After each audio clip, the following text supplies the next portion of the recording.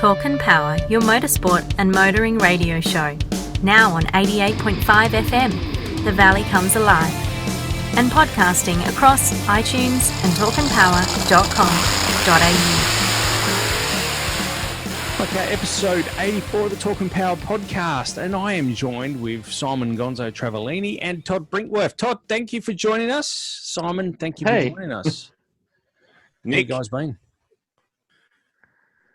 Guys going well? Who's going first? Yes. Paper, scissors, rock, you know.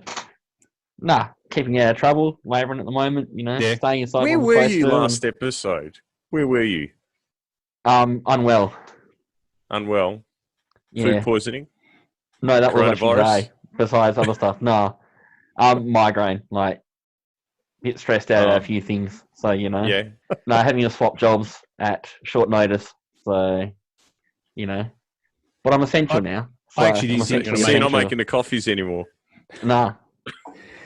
I actually didn't think you were going to make it tonight either, Todd, to be honest. I actually thought I'll tell you tonight. Again, Nick was panicking. I'm the IT worker and I've got the computer problems. It's pretty funny, really. Yeah. When you said I couldn't email you the notes, I said, well, the old art of pen and paper? No, take a photo? Yeah, no, I should have driven past your house, stood 2 meters away and got a copy of them. Would have been easier, you know? Yeah. I was waiting for you to do the notes. Anyway, Doesn't matter. Hey, one of the questions I had, before we go any further, we've got Ross Tapper from Targa West and David Smith from Targa West. They're going to be coming on the show tonight as well. So after our first break, we'll have them on. They're going to give us an update on all things Targa West, which I'm really looking forward to. Like a lot of the motorsports, not like all of them, every single one of them has had to be postponed. But the Targa West guys have been really proactive and set new dates. So you'll hear all about that here shortly. And it's great to see them being really proactive. And if the dates don't work out, well, then they have backup plans as well. So, you know, I'm really happy for them that they're working on these dates. So it's really good. You hear from them. So, Nicky, you planning on entering the Camry this year? Is that? No, yeah, I don't. Todd, where would we fit in with the Camry? All seriousness, where would we? You're the target man. Where would we? You wouldn't fit in any category because you'd be a wild card because they weren't stocked with a turbo. So what turbo? What this? I don't know what you're talking about. You'd be a wild card, or you know what he's talking about, Nick? Nah, there's no turbo on the Camry. It's a standard Camry. Well, you'd be in showroom class then. Showroom, that thing. Yeah, it is showroom. Yeah, it's immaculate. Yeah, I've seen it. It's great. You know, so way too serious for it. I know. Way too serious. Anyway, hey, how did you guys go Anzac Day? You guys go to the end of the driveway Anzac Day? Did you make it to the driveway? No, I had to work. Oh, did you? Yeah, I had to go into work. To have a look at a transmission that someone had bought from someone else that may have had a problem, but didn't. Yeah, okay. That seems like the story of your life, to be honest. It is. Yeah. It is. What about you, Todd? I did I stood in the lounge room, actually, with the TV on and watched ScoMo on the TV and some other bits and pieces, and that means he was in bed. That was about it.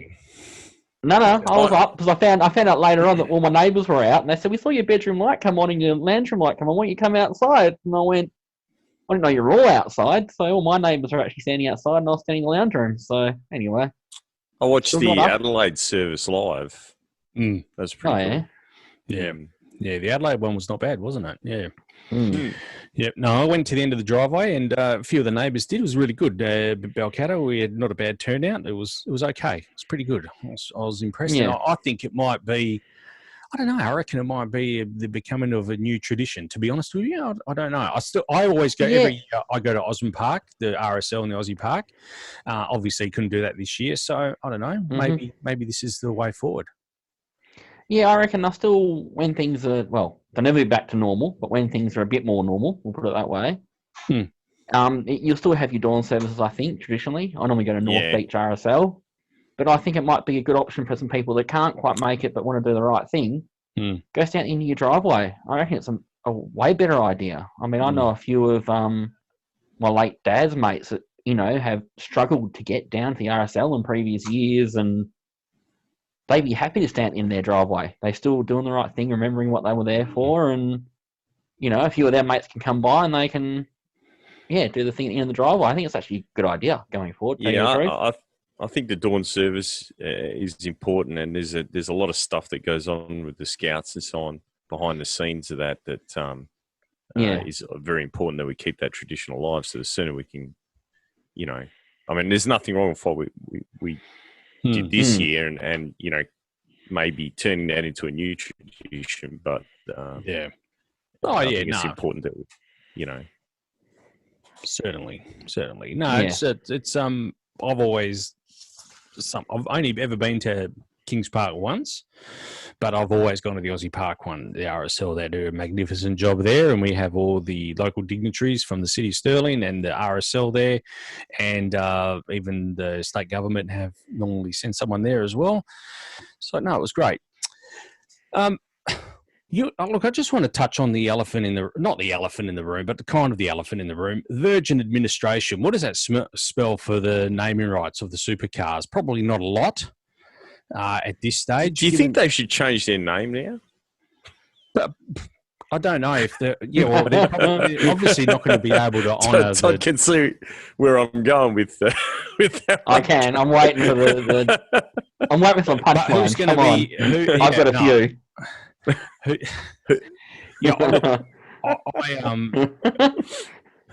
We all have different opinions on Virgin Airlines, but I just don't.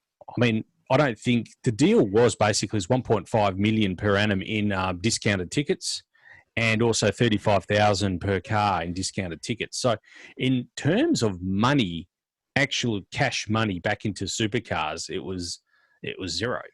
When I read that info, I was absolutely blown away. Me too. I was amazed. I was amazed by that. I might be able to do a deal with them, swap them some torque converters and transmissions or something. I know. Yeah. Blew me away. All fast supercar series.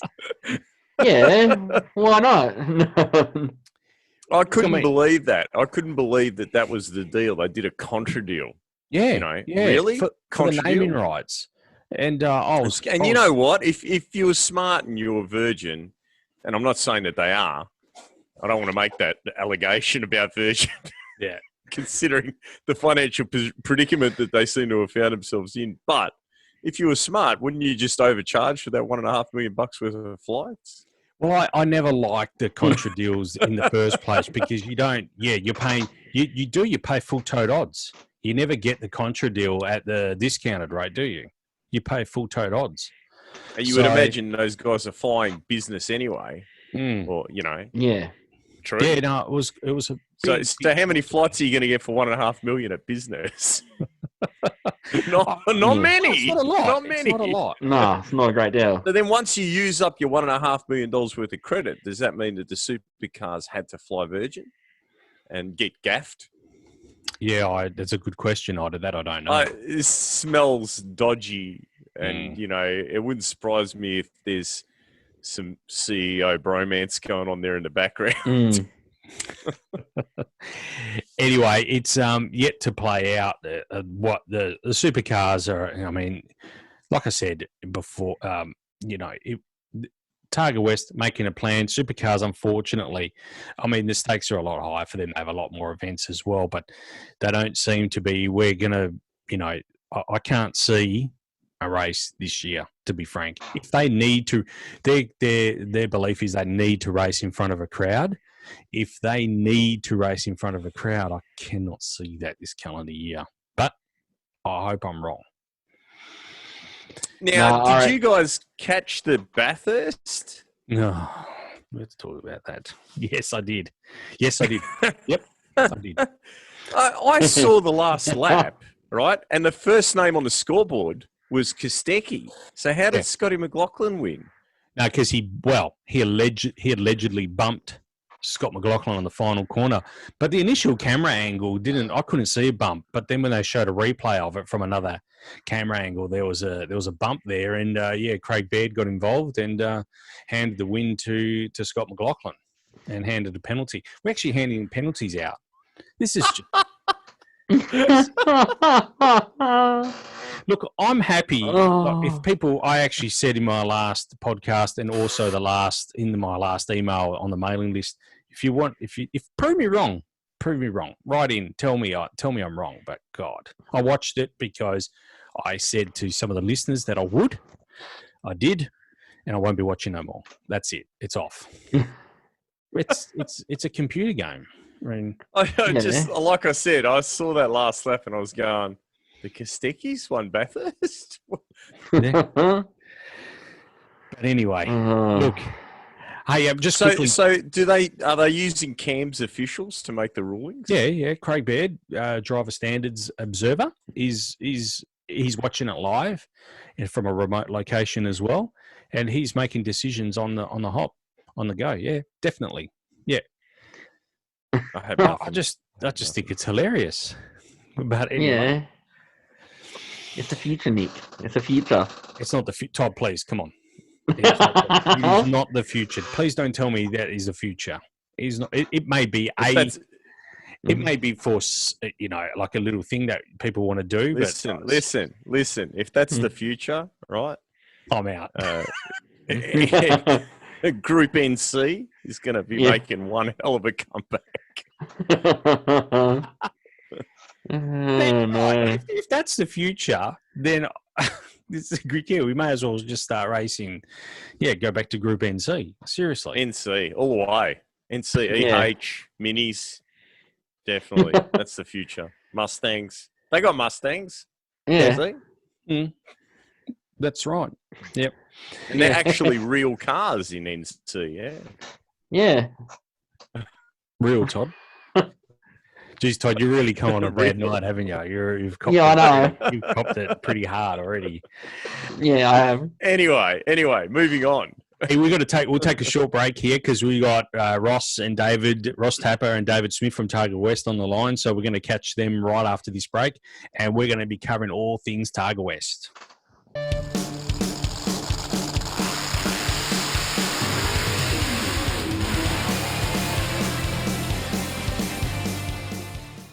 Talking Power episode 84, and we have got with us once again from Targa West, Ross Tapper and David Smith. Thanks for joining us, guys. Thanks for the invite. No worries. Look, glad you could make it here on the new forum. I guess we'll call it Zoom, the Zoom forum, and look, I mean, we're also joined by Simon Gonzo Travellini and Todd Brinkworth. So, look, we just thought we'd get you guys on and just have a quick discussion in regards to Targa and all things Targa in terms of change of dates. I'll start by saying this. One of the things I love about you guys is the fact that we're not sure exactly where we're all going or what's going to be happening, but I like the fact that you guys have got a plan in place. You're not like the AFL saying, "Oh, we're going to have a hub over here," and "Oh no, we're going to have a hub over there," and then we're going to play when the Olympic Games are. We're going to play. No, we're not doing that. It's you guys have got a concise plan and put it out there. Now, whether if things don't change or things alter, I'm sure you can manipulate it. But that's what I really like about you guys is the fact that you've come forward with a plan and a plan to move forward. So, look, I mean, we'll start off by saying Targa Bunbury Sprint. That's been moved from basically the June date to December 5th. Can you explain a bit about that?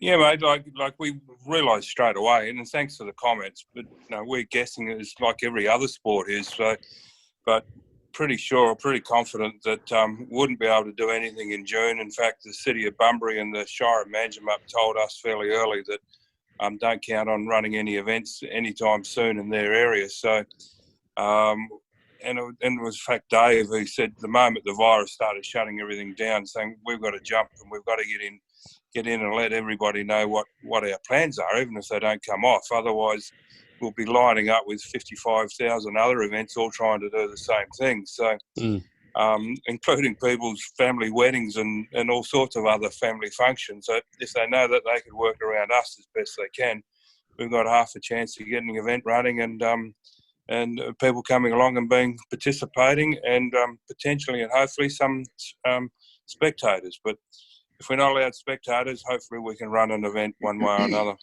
Yeah, no, certainly. And one of the things I like about the fact that you've taken into consideration, like with the move, we'll just dwell on Targa Bunbury here for a second.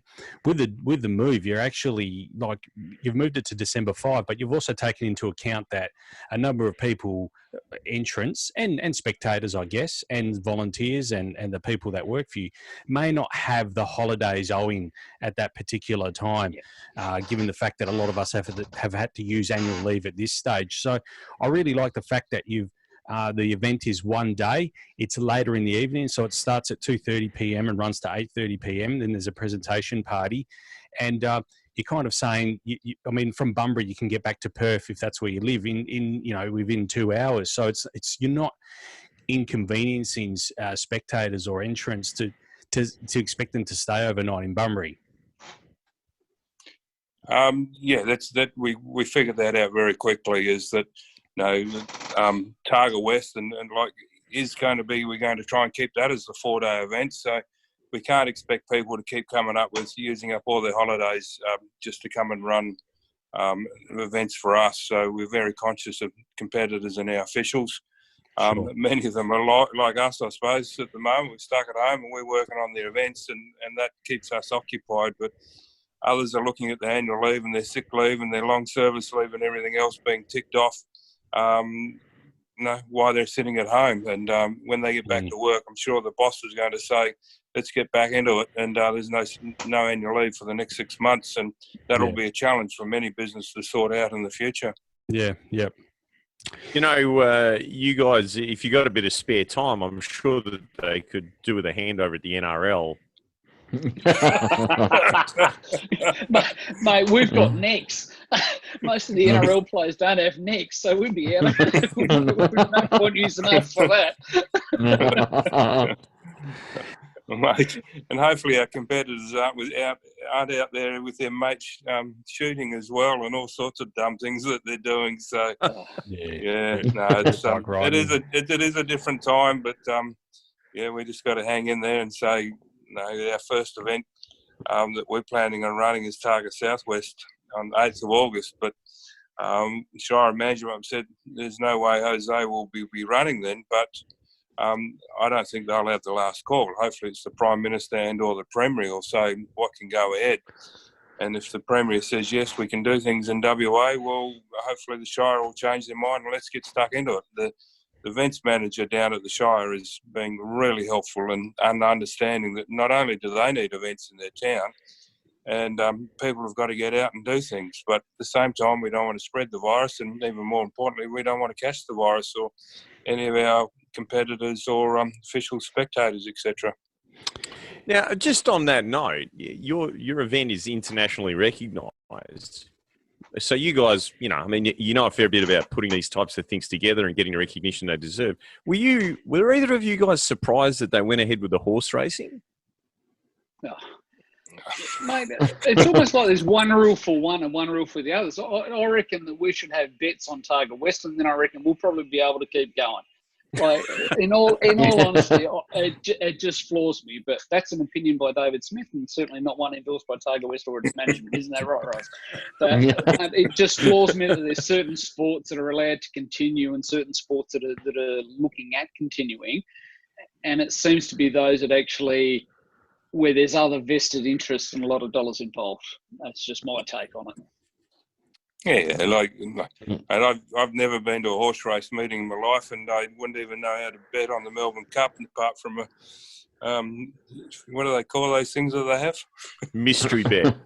Mystery bet or whatever, not even those. It's a mystery where your money went.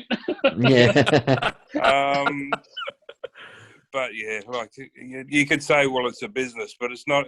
So is everything else. Like you go down to the local shops, and they're all businesses, and they're all shut. And we're a business, and we're shut. So, as is WA Sporting Car Club, who's got to be suffering big time, and Gavin Migro, been talking to him about the motorplex, and everything down there's been shut. So we're all on the same boat. So there's no point whinging about it. But you do wonder how do the horses keep going. I'd have Especially to when we got argue. more horsepower than anyone there. Yeah, But anyway. but I'd have to argue that the motorsports industry as a whole would employ probably 1,000 times more people than the horse racing industry. But obviously there's more money in it because of the betting, which is sad, really, because if you think about it, all that they've done in a time when people are stuck at home is make it even more tempting for people to get addicted to gambling. But, I guess the premiers and the Prime Minister think that that's okay, I guess. The good thing about motorsport in general, I know we're swapping topics here, but what the V8 car teams have done and the Formula One teams have done of using their knowledge. I was just reading on Speed Cafe about Triple Eight and how they made their ventilators and what their mindset is. It's just amazing, which is good to see. That is a phenomenal story, and I urge anyone that's listening or watching to this podcast, get over to Speed Cafe or Triple Eight as well. They've got an amazing job that they've done there in developing a new, what do you call them? Ventilator.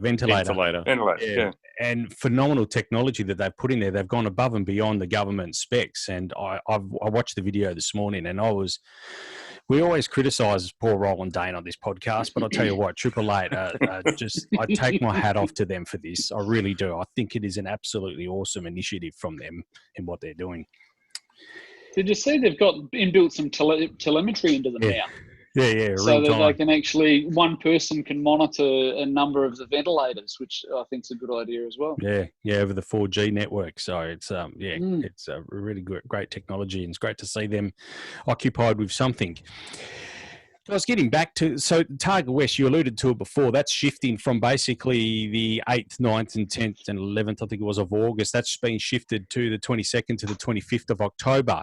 If I may be frank in saying, I think that's actually probably a better date in any event, or sorry to be so, but I just think the October date would augur well in terms of weather. I know it's probably not that easy to have it permanently in October, but you might find that shifting it to October might.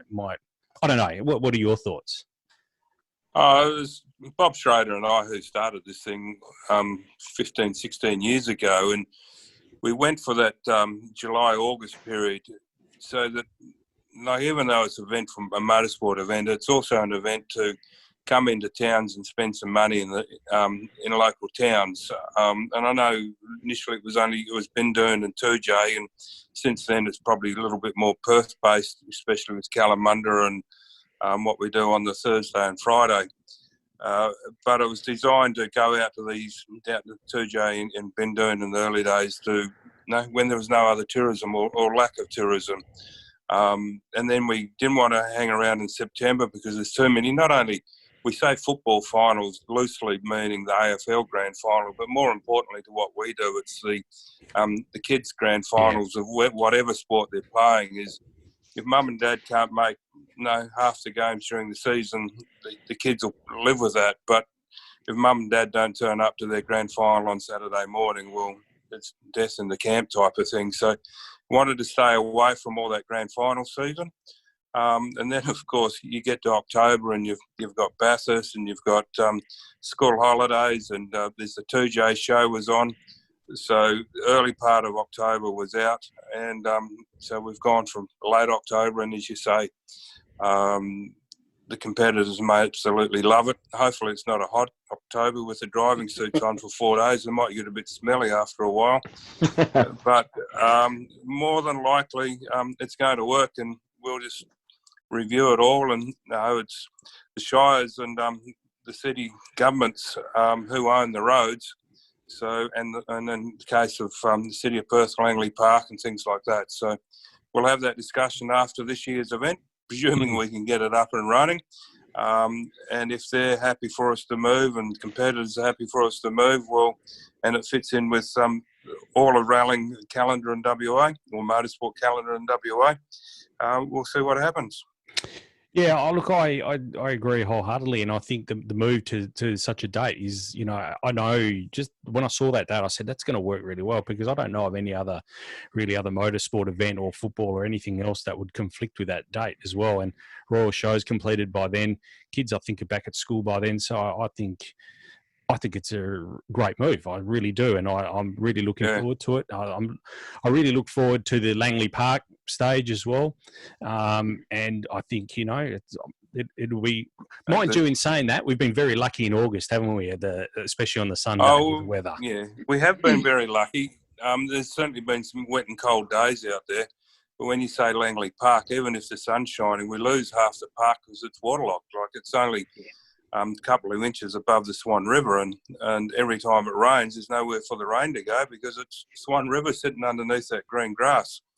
So we've quite often lost a fair bit of Langley Park, and now that we've gone from, let's say, just running a stage in that area to Shannon's Classic on the park, and now the celebration of motorsport.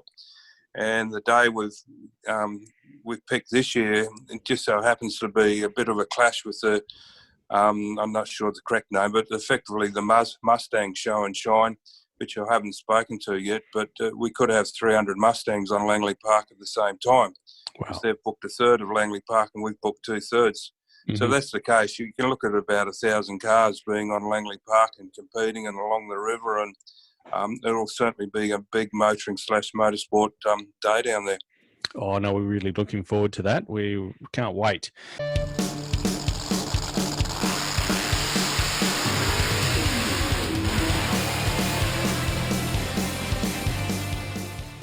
And some of the, as you mentioned in your last interview episode, I think it was 79 or 78, when you came into the studio there, in terms of Targa West, we're looking at a stage at Barbagallo Raceway. Is that still looking likely to happen? Yeah. We had it all booked for August, and then went to the October date, and Audi were having one of their drive week up there. They had the whole place booked from morning and night. So we went knocking on their door and saying, look, there's any chance we can have 2 or 3 hours on Thursday afternoon?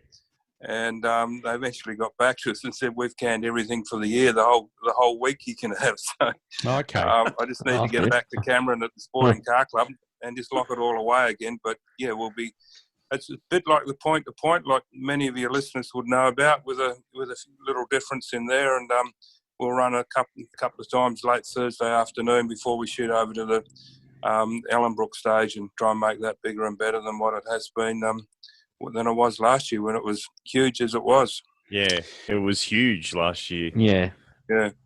Well, I would imagine like we could be one of the first event of any type of coming out after the virus of some size. Yeah.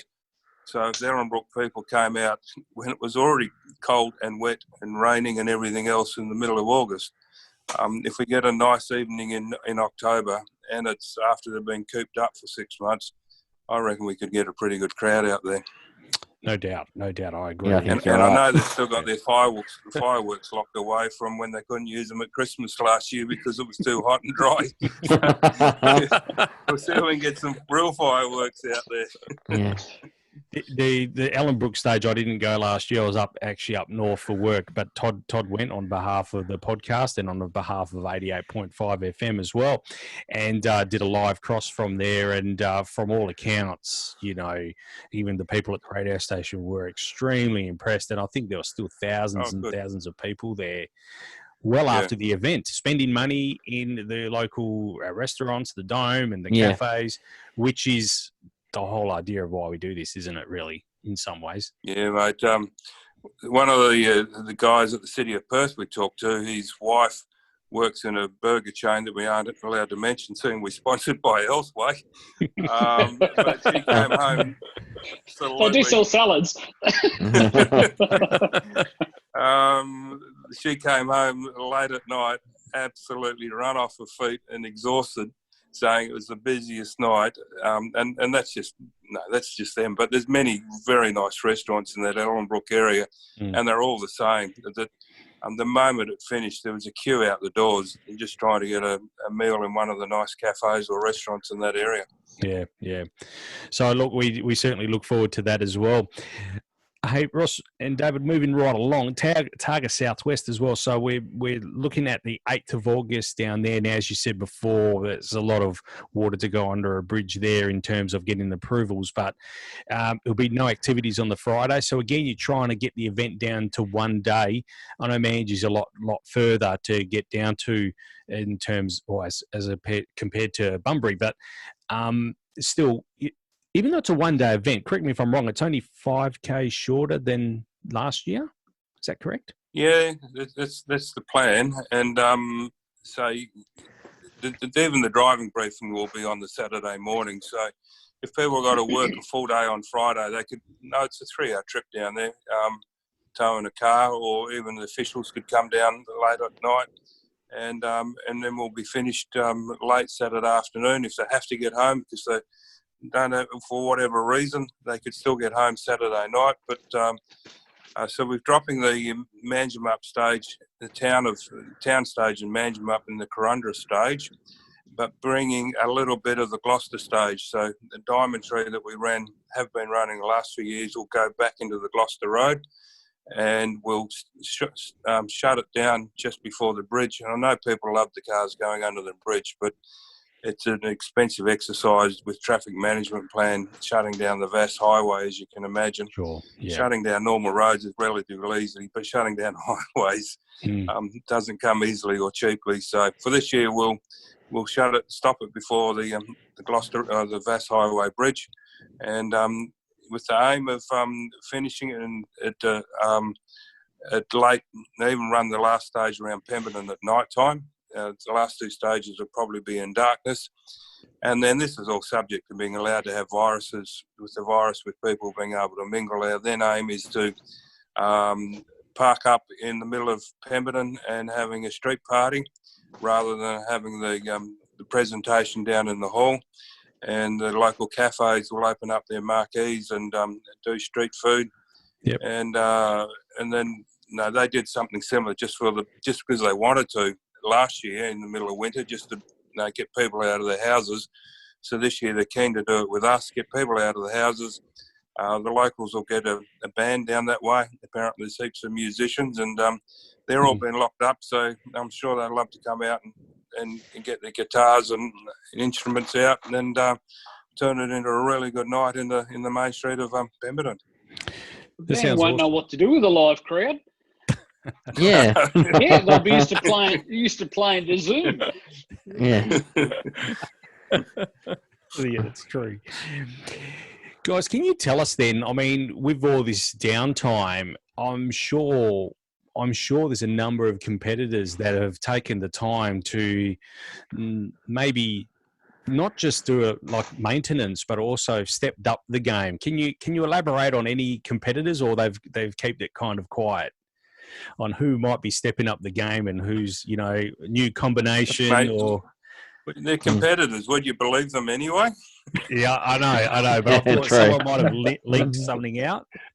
A real interesting one is Cindy Geeling-Jones. Nigel's had a Mini locked up in his garage for years and years and years, thinking that one day he'll sell it. And that didn't happen. So they stripped it all out, and with the help of Mark Dobson, they're turning a Mini now, building a Mini. Now she's not going to win the event. If she listens to this, she'll laugh at me for saying that. But she's not going to win. But hey, this is what Targa West is all about. Yes, we love the guys at the front of the field, but it's a collection of cars from the 1960s through to current modern day Porsches. And to be able to have I think it's probably our first Mini entering in Targa West will be good. And at the same time, Mark's trying to get his TR8 back together again. He's done some modifications to that.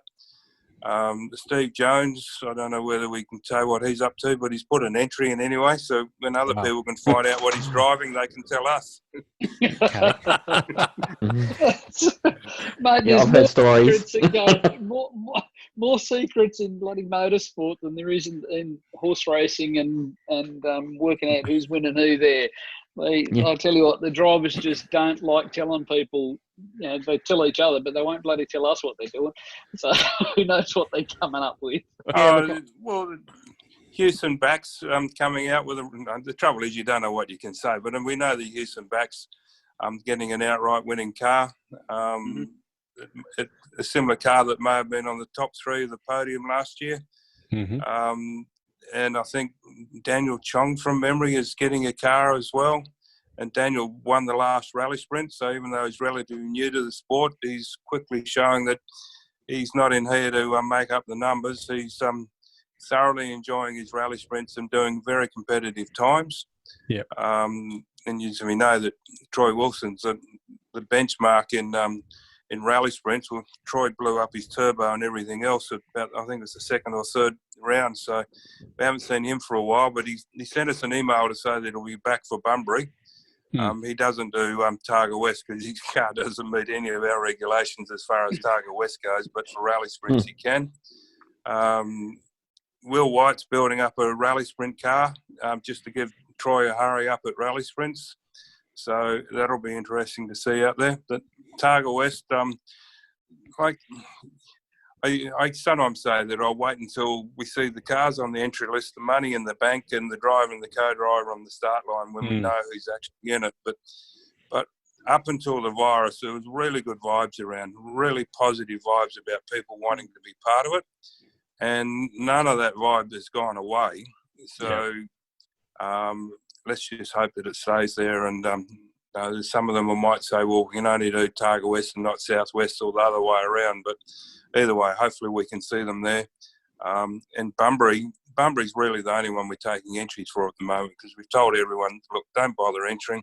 Definitely don't give us any money, which might sound strange, but if people paid us, if we had 50 cars into Targa Southwest with money paid, and it doesn't run, well, it doubles our workload. We then just got to turn around and hand all the money back. So, no. You're looking at it all wrong, Ross. Donation. You got to listen to Eddie Maguire. Well, mate, I am blown away with our competitors for Bunbury. We had 80 entries, pretty well entered and paid up when the virus hit. Not one of them has asked for their money to be returned. They've all kept their entry in, and now it's getting pretty close to 120 entries for Bunbury. So obviously shows that people are keen to get out there and compete. No doubt. No doubt they are. Hey, can we just get an update on one of the cars from the last rally sprint? It was was it a Can-Am? What was that car type? The Can-Am? The Can-Am. Yeah. Seth, the black and white one.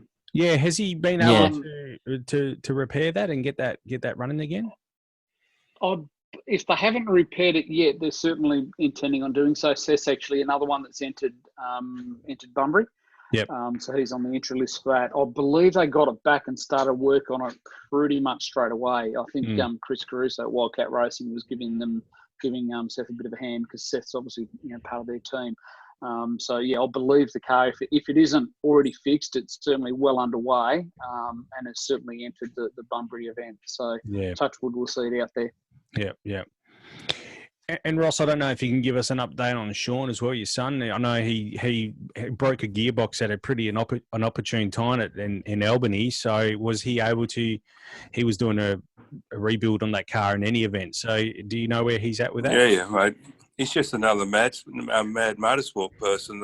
They blow up a motor or a gearbox, so they don't think, oh, that's it. They think of how they can go and get a bigger one. So, I haven't spoken to him exactly what he's up to about that one because he is FIFO, so we haven't been able to catch up face to face for a while. So, but certainly we'll have it back again. That's for sure. He's got big plans for that for the Commodore. It's just that with FIFO, when he can come and play, that's the problem.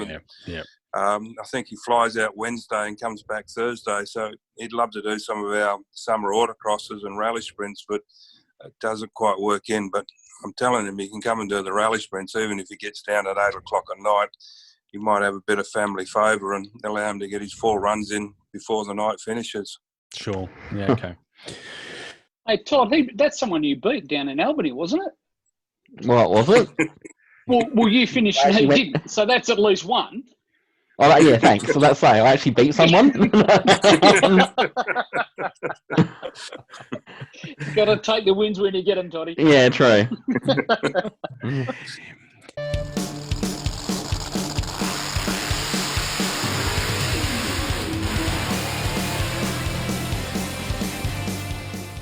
Dave, I've got a question for you. Question without notice. Can I ask? Because from an outsider's point of view, I'm a little bit of an outsider. I'm slowly getting there. But can you explain grab a granny for the Bunbury, the Targa? I didn't know where that was going. Can you elaborate on that? It's a very, very politically incorrect name. Oh, is it? Okay. No, what we actually did, in fact, I think it was Wayne Turner actually suggested it. Wayne's got that great big 64 Red Falcon Sprint that does a lot of our events. Wayne actually suggested that some of the local community, in particular I think it's the Ocean View Retirement Village, might be interested in having a look at some cars. So he had a chat to them, and we ended up having the local poly, Nola Marina, I think the name is, local poly down there. The second year, third year we did Bunbury. Anyway, 24 cars rocked up, and basically all the residents of the nursing home, those that actually could dislocate a hip and get through a roll cage, actually hopped in the cars and basically did a convoy up the coast, back through the centre of Bunbury, back to the retirement village. And honestly, the grins and it was just amazing. They loved it. And last year they were actually planning on, they'd wanted us to come back, and this time they were going to put on a sausage sizzle this is last year. But of course it was just torrential rain on Saturday, so we actually had to pull the pin. So they were looking forward to it this year, but of course with COVID, we just couldn't take that risk. It was funny. It was just like Mark Cates had his Ferrari going up and down the coast. I think he offered more rides than anyone else, just so we could take off up and down the coast. And I know Wayne had a little old lady in her car that that her hubby and her actually had an old Falcon Spring. So that actually brought back legitimate memories when she was in the car with Wayne. Yeah. So it's something that we just coined the phrase "grab a granny" because the drivers literally grab a granny, chuck them in the car, and do laps. So, but it was very, very, very well received, and a little bit of a community service that the drivers are quite happy to put on, and brings a smile to their face. That's for sure.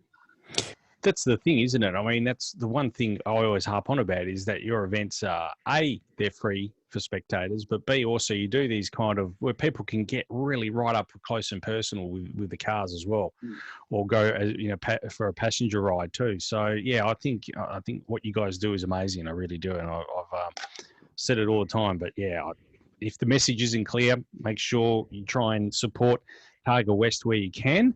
And head out there. Events are free, without repeating myself, but there you go. Hey guys, anything else? I mean, have I missed anything, or is there anything else you wanted to elaborate on? Oh, just exactly what you say there is that yes, they are free, but wherever we go, like we go into the main street of Kalamunda, we go into Northbridge, we go into 2J. We would have normally been in Bunbury, except that we've had to change date and change what we're doing, and we go into Manjimup and Pemberton. So there isn't many other sports that can literally be in the main street of these places like Targa West can.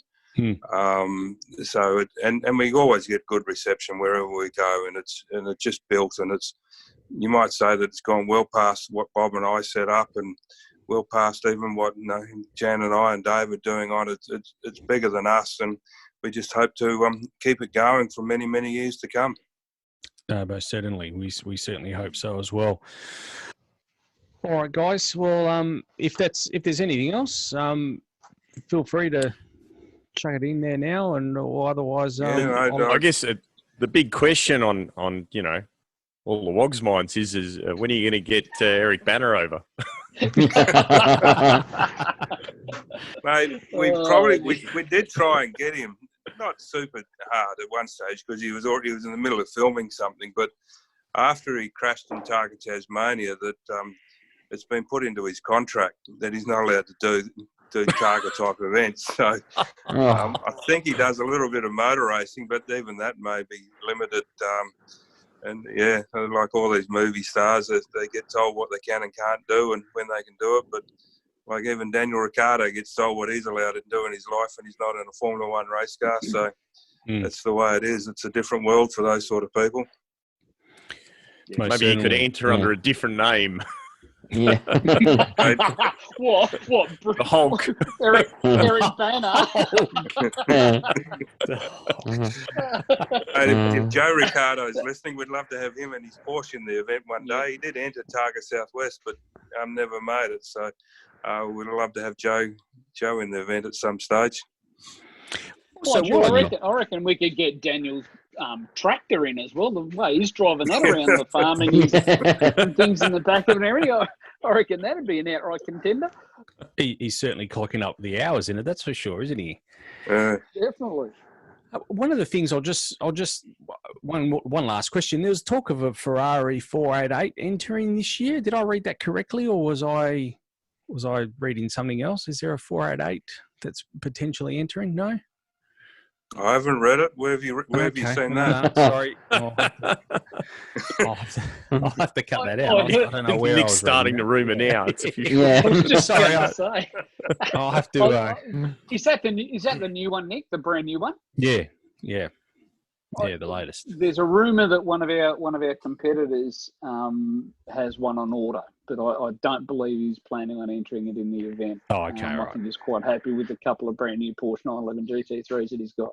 So I think he'll continue with those. But I heard a rumour that he did actually have one on order, but I don't believe he's planning on entering it.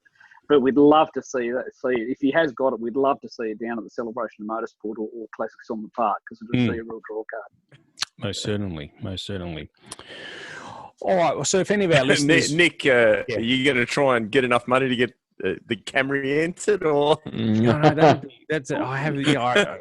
We should look at that. You know, where would the Camry fit in, guys? We're not quite sure. Somewhere south of Mandurah, I think. Nick.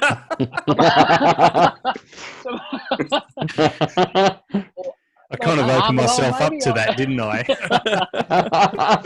I thought you said he was going to buy the 488, and I thought, well, he did slip me 50 to put his BSB and account number on our entry forms, but I don't think that is up to a 488.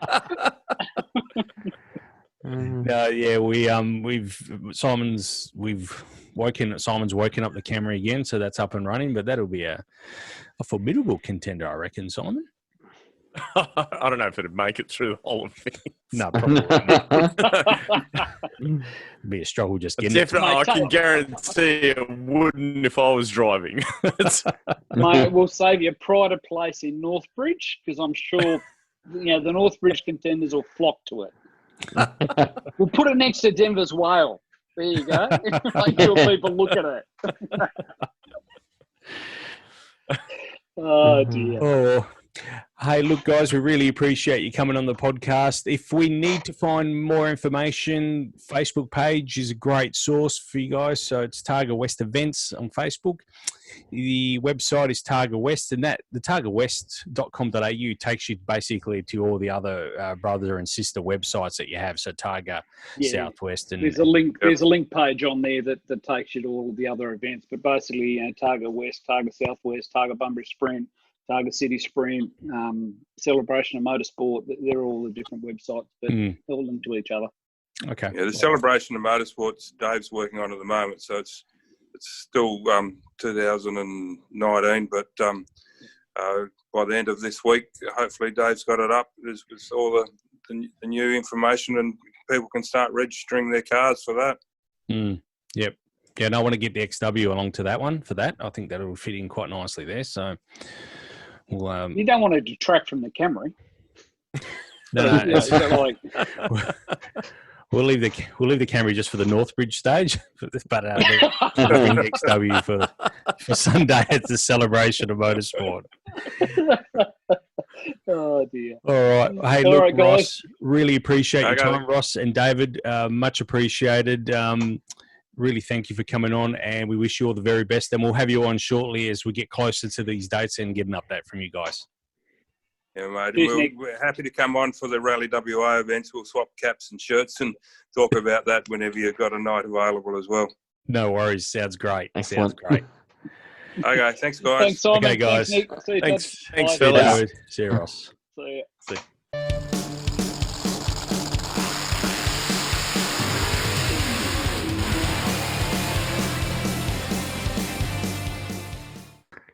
All right, episode 84 of the Talking Power podcast. I'm back with Simon Gonzo Travellini and Todd Brinkworth. And that was great to have the guys on from Targa West. That was really quite enlightening, actually, and really good to have them. And I'll tell you what, if there's anyone from the NRL listening, you need to hire those guys. They have their stuff together, unlike you lot. And the AFL too, not just the NRL. Yeah. AFL too. Oh, the AFL, it's not so much. I think the AFL's got, their stuff together or in the process of getting it together. The problem with the AFL is the players. Like we want to be in isolation in a hub with our families. Well, you're not really going to be in isolation then, and the risk of spreading it. Who's picking up the bill? Yeah, AFL is. Yeah, but the AFL, I think, because WA is already out because Mark McGowan has said the government's not picking up the bill. So why should they? I agree, but I think there was an assumption that they were. Because suddenly WA is off the agenda in terms of my money is going to be on Queensland because the Premier and the government they got going on there, they got some strange opinions about things. It really reminds me of a kind of post-apocalyptic it's Joe Bjelke-Peterson government or something going on there. Yeah, not really sure. I mean, offering to pump 400 million or something into Virgin. When did it become the state government's problem? Yeah.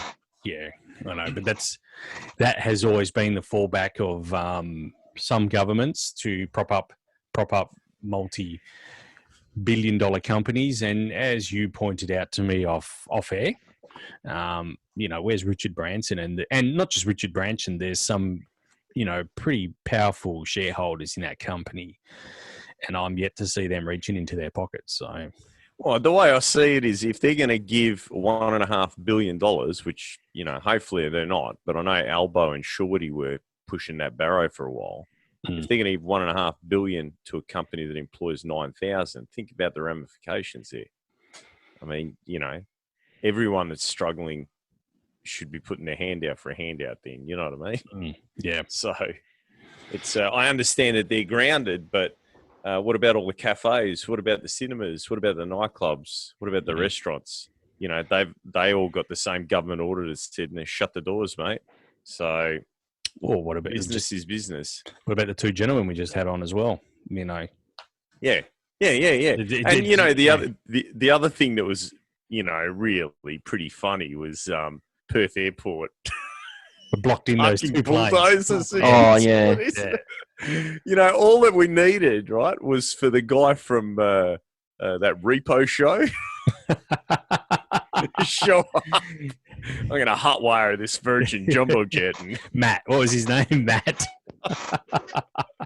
Matt. I don't know. It's just so ridiculous. Yeah. And the thing is, how does any business let, I think Qantas owes them 20 million or 16 million, and Virgin owes them, a similar amount of money. How does that happen? And how much money does Perth Airport make that they can afford to be owed nearly $40 million and it doesn't affect their operation? I don't know. It's a lot of questions. Yeah. It is a lot of questions there. A lot of questions. But anyway. No, I'm hearing you. Hey, we got the new segment, and I'm gonna. Oh, geez, I haven't got myself ready. I've got to play the little intro. Hang on a sec. I've got to play the little intro. Here we go. We got a new intro for the new segment. Free from TNP. Huh? What do you reckon of that? Not bad. I need a haircut. That's what I got out of that. And anyway. I need wearing a different jumper and standing in front of something cool. It's really corny, but it was intended to be corny, a little bit. Yeah. It's 3 from TMP, and this week, last week was 2. It's going to be 4 this week. It's going to be 4. Oh, is it? Okay, all right. Because I got 2 and I can't make my mind up. Okay, no, that's cool. That's cool.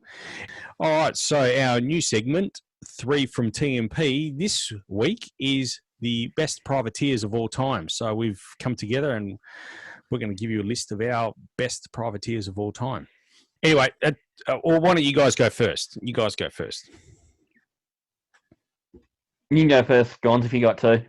Oh, rightio. I thought you'd save it till last, but it's all right. So, I couldn't make my mind up between these two because I think that there was both amazing what these teams accomplished. So the first one is 1975 Bathurst, and Peter Brock was the winner. Which, you might say, well, how's that a privateer team? Well, the team that he was driving for that year was a privateer team. It was the, now I'm not sure how to pronounce this, but Gown and Hindhoff, I think is how you pronounce it, L34 Tirana, which was they were a privateer team, very, very low budget team. Actually scammed some tyres and other bits and pieces from Harry Firth. To make it to the race before, and which was the Sandown, I think.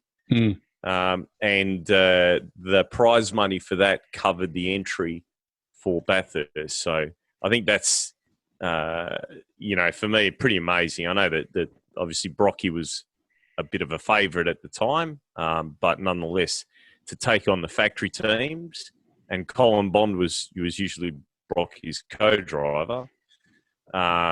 And beat them. That's pretty amazing effort. And the other one for me, and like I said, I couldn't make my mind up between these two, was the 1981 Bathurst, the Dick Johnson one.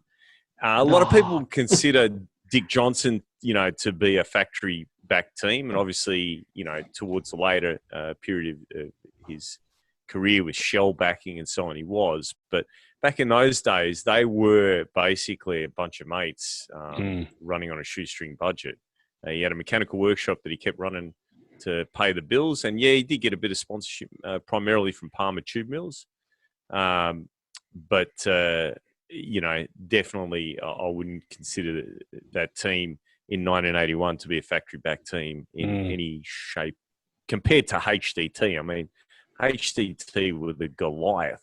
They were the be-all and end-all of the Australian Touring Car Championship. So it's just amazing that in those two instances that, and there's been other guys like Perkins and so on, but I think for me, those two really stand out, particularly Brocky in 75 because, he walked away from HDT to pursue a career overseas and it didn't pan out for him. Couldn't get a drive. I don't think they really wanted him, because there was a lot of controversy leading up to that. And they had no choice after that win. They had to rehire him. And I think 81 for Dick Johnson was a turning point. 1980, he had a really good chance and he hit the rock. And, the slogan was coined the year after that he went from a rock star to becoming a mountain man. They are very good. And you know what? Not that I didn't think of Dick Johnson, but the Peter Brock one from 75, that completely, I would, that is a very good one to pick. And that one is, well done, Simon. I like your pick. Todd. Thanks, mate. I'm about to say, funny enough, I actually chose Dickie Johnson as well. Because, there you go. We are going to have 3 then. But my little take on it was, I was going to add a bit of fun fact about it, is I was reading up about it today, actually, and the whole controversy of how the rock got on the track. Because they're not sure if it was a spectator or an official that actually accidentally kicked a rock on the track, or no one actually knows. And the other bit that Simon probably did in his research, or probably knows from memory, was they literally, after it happened, he said, I want to be back, have the car back. It was the True Blue XD Falcon. Look, going to get some dollars. And people started ringing up the switchboard and actually melted down the switchboard with donations. Yep. Yeah, And they then had also, like an appeal-a-thon type Yeah. thing, and Ford said they'd back every dollar. dollar for dollar. Edsel. And apparently they got $144,000, which, when you think back to 1981, that's a fair chunk of change they got to Now, in the space of a couple of days.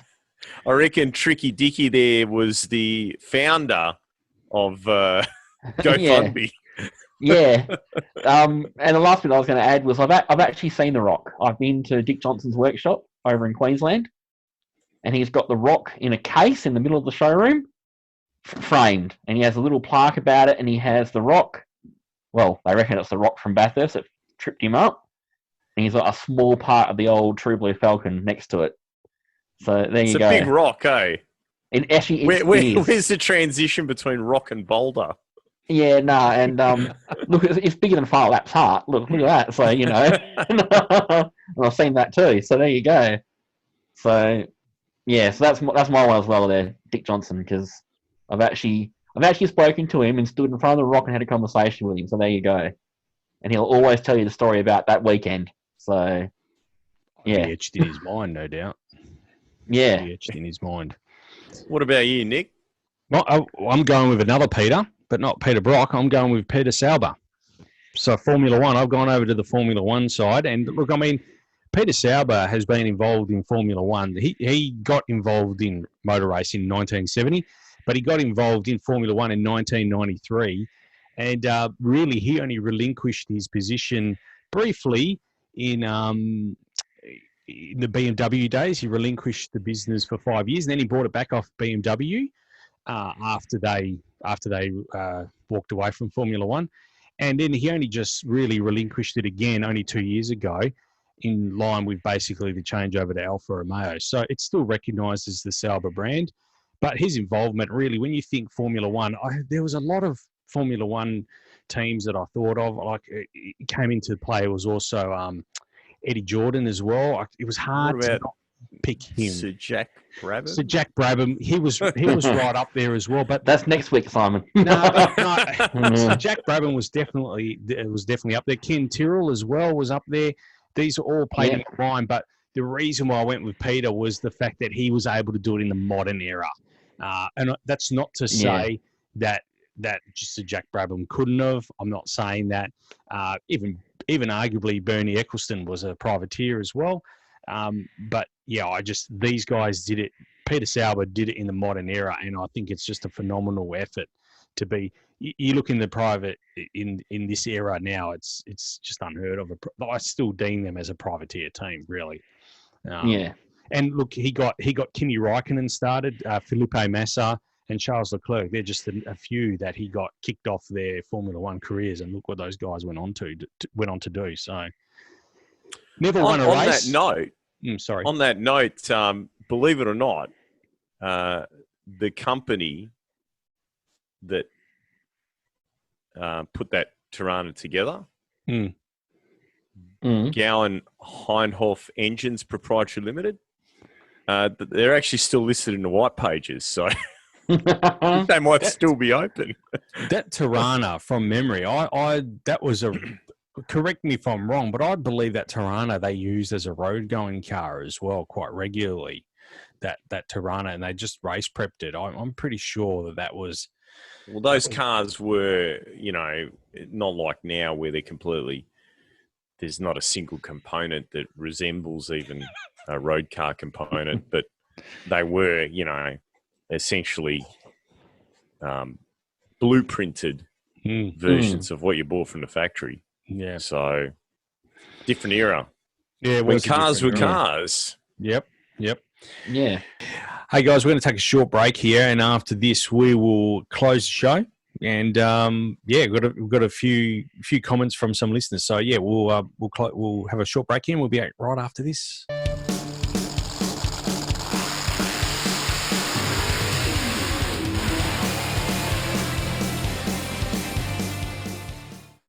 Okay, Talk and Power podcast, episode 84, and we had previously earlier on David Smith and Ross Tapper from Targa West. It was great to have them on, and we're still joined by Simon Gonzo Travellini and Todd Brinkworth.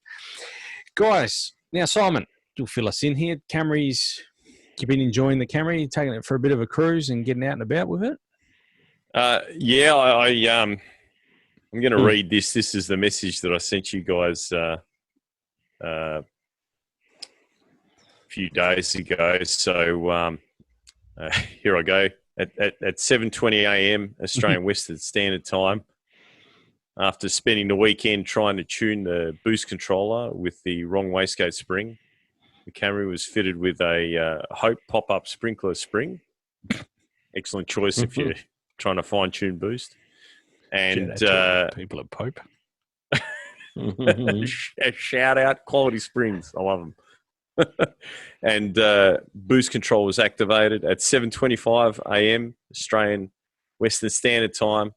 A 90% duty cycle run was undertaken to establish the open loop table.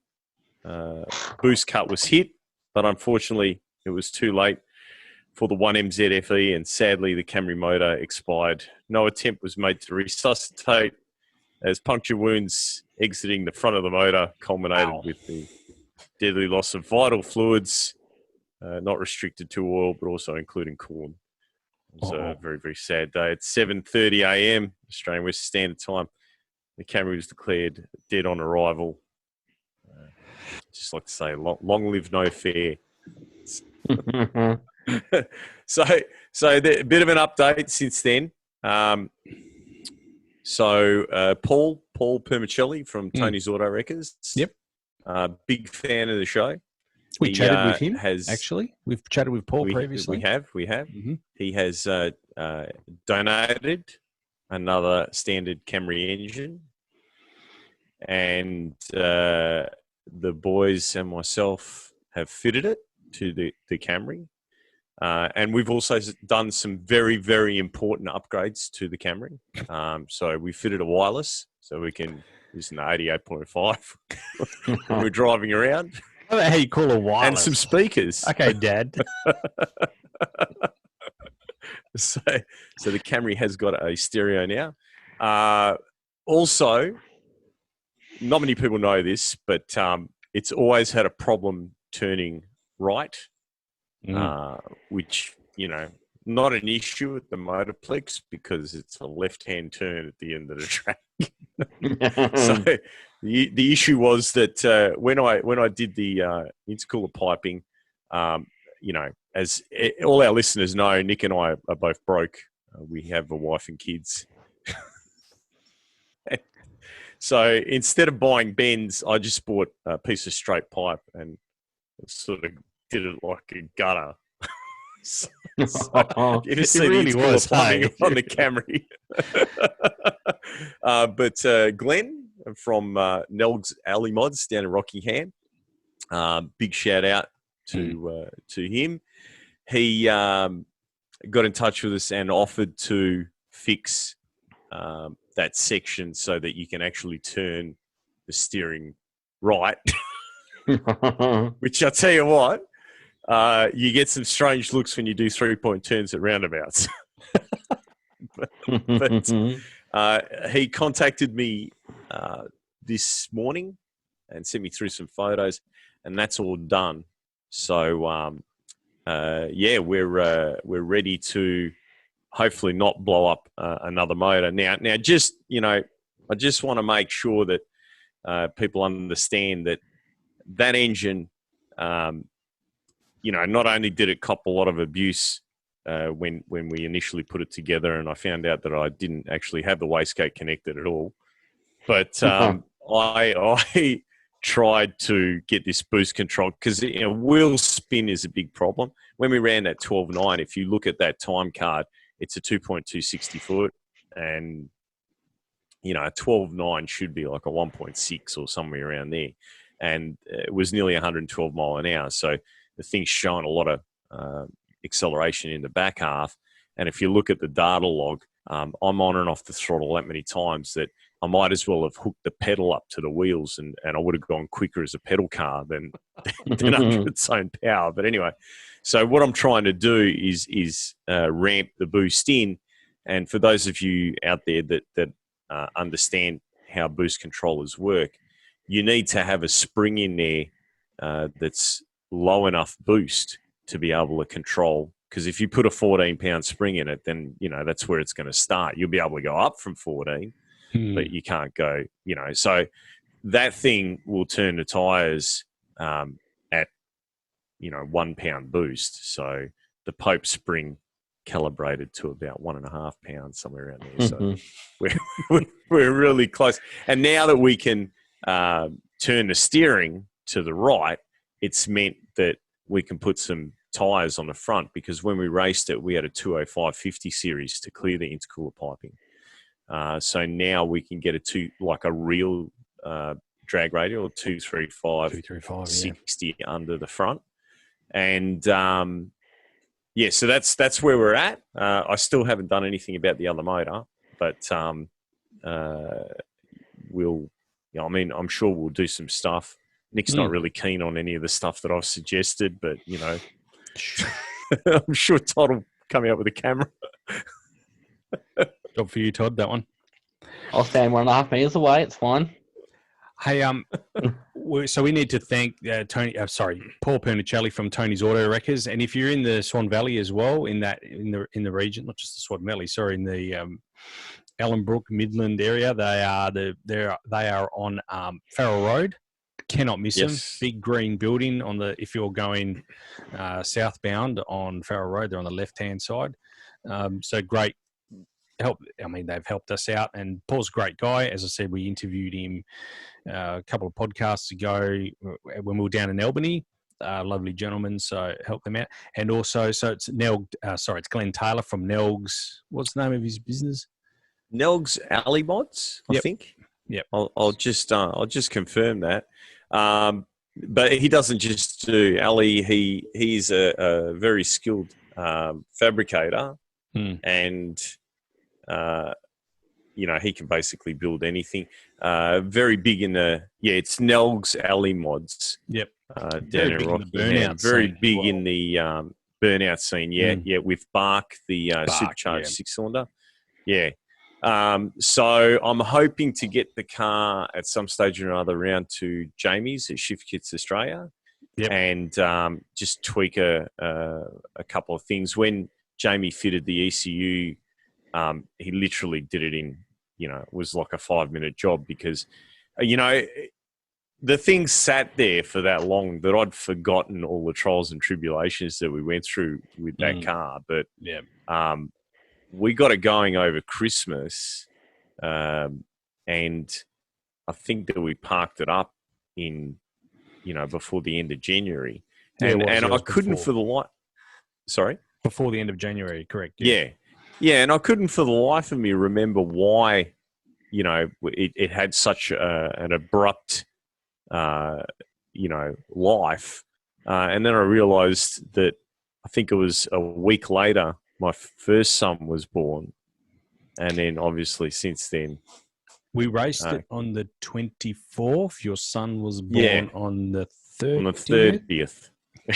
On the 30th. We're talking 2018 here, January 2018. Even the data logs, there's not a lot of logs there, so Anyway, so we're going to tidy up a few more little things on it, and I'm scared to put it on a dyno, because when you go on a dyno, you just want to push it a bit harder. So we'll see. I might. And the other thing was, remember the first lap that we did in it? It basically spun the left-hand front tire, looked like a 1960s Top Fuel car going up the track. Yes, that's right. So the theory was, and there's a lot of trick bits in that car that you can't see, and I don't know if we'll probably post up some photos or videos one day of all the little sneaky bits. But we handmade a what they call a friction style LSD unit. Actually over-engineered it a little bit so it doesn't quite have as much friction as it's meant to. But the theory was that with that unit and with a little bit of suspension preload, that we could get it to, act like an LSD, like a traditional LSD. Yeah. But still make it so you can turn corners. Because if you weld the diff in a front-wheel drive car, they don't turn corners very well. So I went to Bunnings and I got a turnbuckle for about $5, and I cut it into 3-4 pieces and welded it to one of the suspension linkages, and I now have adjustability, and it is amazing how much difference it has made. So, so yeah, I'm looking forward to. I'm going to pick the car up in the next day or two from Glenn's, and we'll keep pushing on with it. And then, yeah, when we get a chance, we'll put that other motor in there. And yeah, it should be good. Should be good for a laugh. It is a lot of fun, that car. It is a lot of fun. Howie, I mean, I haven't really started. I've sort of kind of started, like getting the XW prepped. We were going to reef that motor out and get that rear main fixed and put a new clutch in it. So we're talking, Todd's probably, I don't know, Todd, you heard the last podcast that you were missing. Have you had a listen? Yeah, bits and pieces of it, yeah. We're talking road trip here, so I don't know what sort of time frame we're looking at there. So I don't know if you're keen as well. Oh yeah, you know me, the Evo. I'll stop every 5 minutes, but I'll be fine. Better fill up.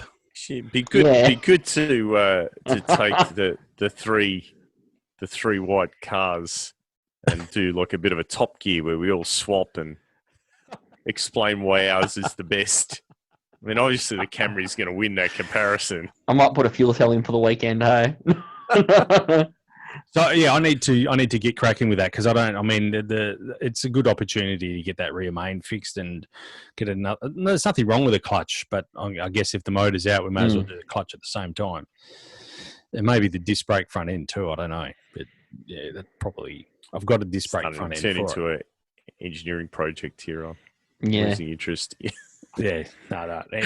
Anyway, I just wanted to, because I haven't spoken with Todd about that, so just keep him across the what's happening there. Hey, if you guys, our listeners out there, we have another podcast edition of Stories from the Garage. So every alternate week when we're not on, we have Stories from the Garage. So catch the last one. It was Brendan Franklin. He told us about his HZ Kingswood that he's turned into a Monaro. So he's had that car since he was 14 years old and he's still got it to this very day. So he's doing another rebuild on it shortly, but he tells us about that. So that's quite interesting. Tune into that.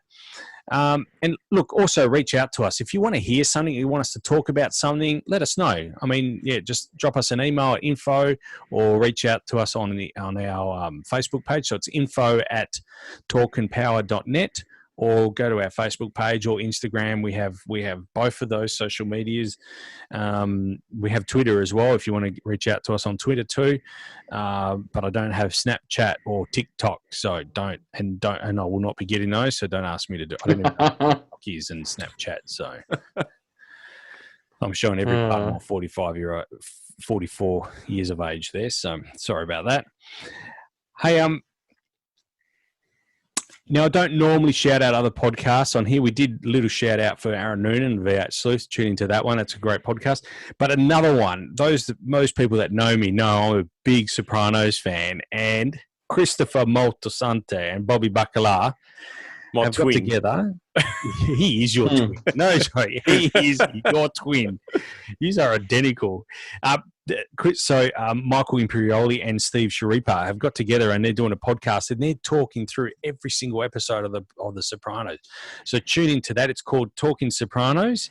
And I actually went and saw those guys when they came out to WA, it was last year sometime now. Great show. And just if you loved the show, I love the show, tune into that. They've got some great stories. I know you're a big fan as well, Simon. I didn't watch as many episodes as you think. Okay, no, I did. But you know the movie The Family, Robert De Niro? Yep. There's a scene where he, because I think he's a writer, and they invite him to talk about, they're going to watch this movie and then they're going to discuss it. And somehow, mysteriously, the movie they were meant to watch ends up not arriving, but Goodfellas arrives. And I picture Chris talking about Sopranos being not a lot different to Robert De Niro talking about Goodfellas. Interesting enough, Christopher was in Goodfellas as well. He was Spider.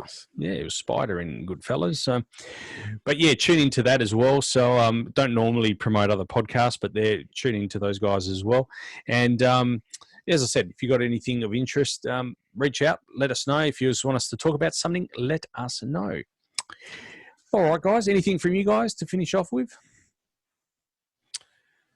Everything I talk about is illegal, so. Well, if you want, we can close the show. I'll hit the stop record button, and then you can talk about whatever you want. So maybe we do that, and then those that are interested, they will email me and say, "What were you guys talking about after the show?" Make for some intrigue. No, and it's a no from me. I'm basically at the moment just driving the Evo to work a couple of days a week just to keep the battery charged and some enthusiasm. You buy trickle charges, you know that. Yeah, but it's more fun driving it, Especially where I'm working now, I get so many dirty looks pulling in the car park that it makes it worthwhile every day. So, What are you going to look for? Oh, it's only a little bit noisy. Only a little bit noisy. Even when the motor's off, it's noisy. Yeah, it is. There's big brakes.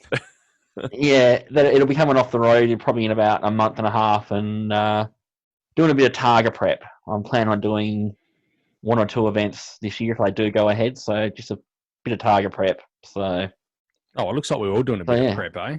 Bit of prep. Yeah. Bit of prep for our road trip, wherever we don't know yet, but wherever our road trip takes us. So I've got to get cracking, get that 221 out as well, and get on with that. Yeah. All right, guys. Well, look, thanks for joining us.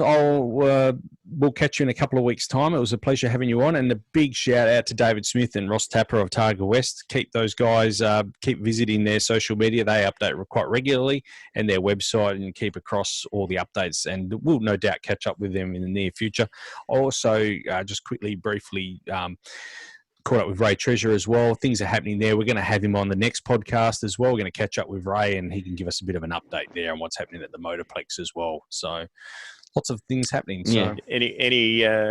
Any clues? Any hints?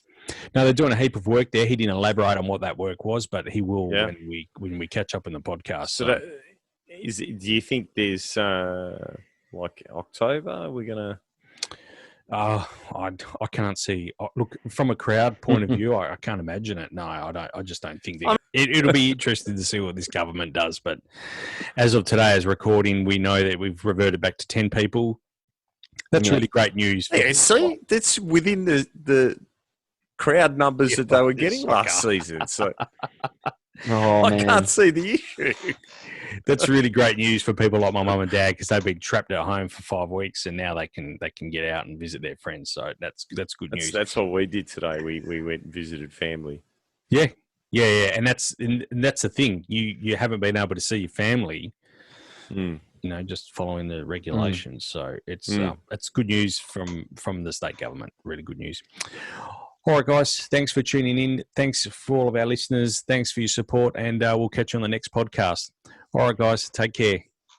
See you on the street. See you inside for now. Talk and Power, your motorsport and motoring radio show. Now on 88.5 FM, The Valley Comes Alive. And podcasting across iTunes and talkandpower.com.au.